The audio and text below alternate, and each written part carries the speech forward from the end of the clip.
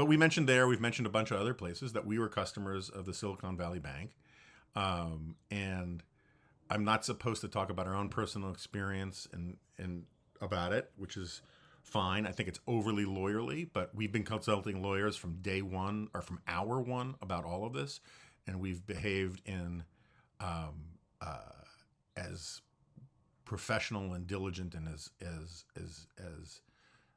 engaged a manner as we possibly could. It was a stressful time, and maybe later when the smoke all clears, I'll tell you a little bit more about it. But so just generally, I'm not going to get too deep in the weeds because the conversation there was really good. But I got to say, I am I am torn about it. I think it is obvious that the Silicon Valley Bank screwed up. It is obvious that they did not have the people and personnel in place that would have foreseen the the risk, or not. I think a lot of people foresaw the risk that would have not put into practice measures and steps that would have hedged against this, because I think in a lot of respects it was a relatively healthy bank that they made a really stupid, certainly in retrospect, move about putting all their money in these long-term treasuries. But maybe it's because when this thing was unfolding, one, I was very much a vested party. So again, anyone who wants to say I'm biased and all that, you were absolutely free on this one to say so. But I do have a real appreciation for that sense of I didn't do anything wrong and I'm going to lose a lot of money. I get that feeling more than a lot of people do in this one. And regardless, in part because I was an interested party, in part because when this was happening, I was at this event in Sea Island where there were a lot of people from the financial industry that I ended up just sort of, picking their brains a lot out of sort of a fiduciary obligation to figure out what the course of action was going to be. That I just got much more into this story than I normally would, and then so to come back on Monday and listen to the politicians and the pundits talk about it, I just got I have disagreements, in whole or in part with so many people. Listening to Elizabeth Warren on NPR, and I do wish that when NPR has Elizabeth Warren on, they would indicate somewhat to the listeners that Elizabeth Warren is not some dispassionate expert, but she's a profoundly ideological, very left-wing, some, including me, would argue radical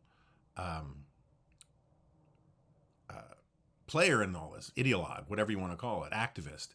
Sure, she's a senator, and sure, she was a professor, but she's out there on a lot of these issues. And I was listening to her on NPR, and she was talking about how, without regulations, these banks, they take riskier and riskier, make riskier and riskier decisions to maximize profits. And like, wait, back up. What? Silicon Valley Bank got into trouble because it put an inordinate amount of money in long-term treasuries, which sounds kind of like the lame, let's do the simplest, safest thing possible move, not the, hey, these glow-in-the-dark chinchilla coats are selling like hotcakes on Etsy, so let's put all of our money behind this and really scale it up.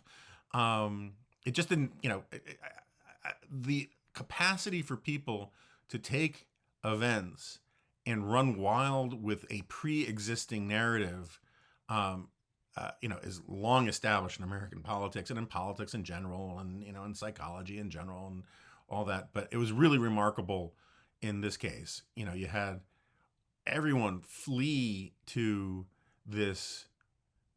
Well, SVB got into trouble because it was too woke thing, and I am totally open. So this is the problem, is like I disagree with the people who are saying this, but I also disagree with the people who are criticizing it, because the people who are criticizing it want to just simply say, oh, that has nothing to do with what happened. That's a really dumb thing to say. And I'm not willing to go there.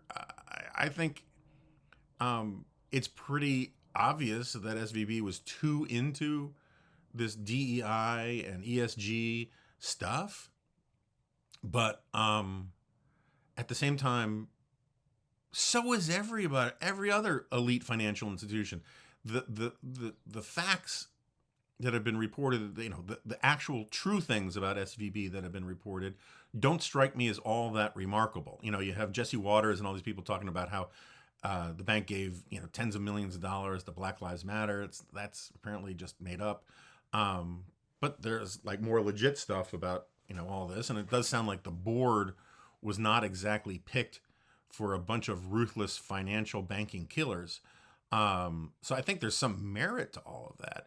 But I think there's merit to that as a criticism of elite institutions generally in all sorts of ways. And the idea that like you think Citibank and Bank of America aren't into DEI and diversity stuff and all that, at all. I mean, it's just nonsense. I just think this is a industry-wide, economy-wide, societal thing. And to say that like SVB is the one that stood out for all of this, I just don't think there's very much evidence for it. And moreover, if you're wildly into DEI, is that what drives you to put all your money into long-term treasuries and to miss the fact that interest rates are going to go up really fast?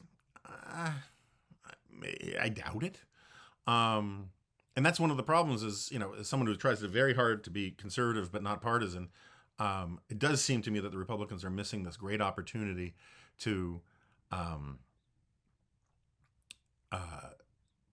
make a legitimate partisan point. And I've heard bits and pieces of it from here and there. Like the reason why SVB got caught when the tide went out without a bathing suit is because of the inflation that we've gone through. And yes, I know that inflation is a worldwide phenomenon and it's not just about America, but it seems to me it is inarguable that some of the Biden policies made inflation worse. It is inarguable to me that the need to raise interest rates as quickly as we did would not have been as pronounced if Biden hadn't pushed for trillions and trillions of dollars of more spending and refused to repeal a lot of his protectionist stuff, which screwed even more with the supply chains, yada, yada, yada. At the very least, that directionally strikes me as a much more legitimate line of criticism of the Biden administration. And Republicans don't want to do that because wokeness is the new hotness on the right. And that's the argument that they want to make in every circumstance. We'll get more to wokeness in a second, I guess. I guess I should do the Bethany Mandel thing. But just to stay on the SVB thing, a bunch of, people I've talked to or said, or not just talked to, I've seen on TV, seen on op-eds, whatever. They say that the depositors who were made whole should have known the risks of putting their money in this 16th largest bank with a really great reputation in the tech sector in Silicon Valley. Should have known the risks and put pressure on the bank to adjust its portfolio to deal with the rising interest rates and all that. And okay, at the margins, sure. If you had a personal bank account in there, or hundreds of millions of dollars, if you're some tech bro billionaire and you got your money in there, for sure, you owe due diligence to take a look at the investment mixture in the portfolios of that bank. But again, as a small customer of a bank, like I just want to, again, I don't think it's inherently an outrageous thing to say, but when you hear people say it with great sanctimony and invincible confidence that they really have mastered the issues here, I just encourage you to ask them, hey, do you know what mix of bonds, equities, and real estate, and what hedges your own bank has to protect, its liquidity? Because I just don't know a lot of people who ask those kinds of questions. And so again, I'm not saying that you shouldn't make that argument to one extent or another, depending on who you're talking about. But if you're going to make that argument, ask yourself, could the same criticism be made of you? And then there's this whole thing about how, um, and I've seen it a bunch of times on TV. You know, I don't want to name names because some of these people are friends of mine, but you have these people who say, when they're talking about the moral hazard here, and I do think there's moral hazard. Um, Sorry, I got to turn on Do Not Disturb on my text. I do think that there's moral hazard here, right? But there are a lot of people who use and say bank bailout and depositor bailout as if they are interchangeable terms, and they're just not.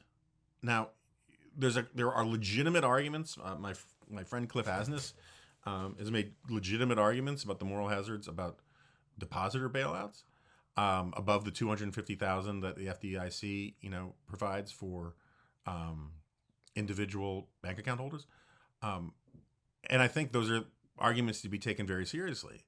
But depositor bailout and bank bailout are different things, right? In the financial crisis of 2008, 2009, institutions were bailed out.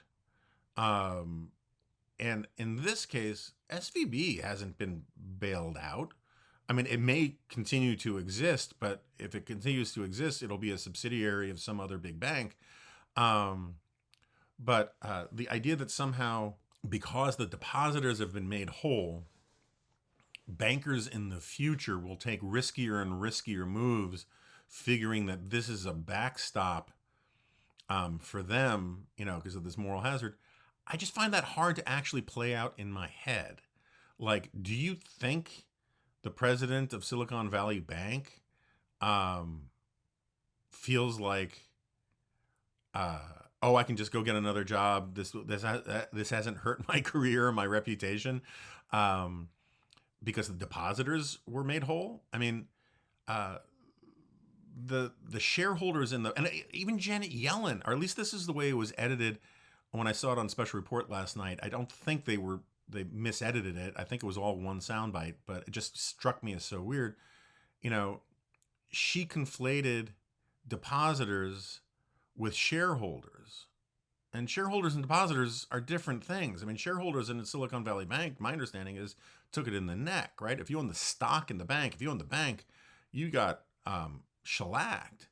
But depositors aren't the same thing as shareholders. And anyway, I just think that the way people conflate the two things is frustrating, right? At the Dispatch, we refuse to take PPP money. We refuse to apply for PPP money, in part because we felt like, when you look at the application, we would have to stretch the truth in ways that we thought were unethical. I am not, in general, in favor of government bailouts. I'm not in favor of socializing risk, but privatizing profit. But I just think the issues here are more complicated than a lot of the commentary would suggest.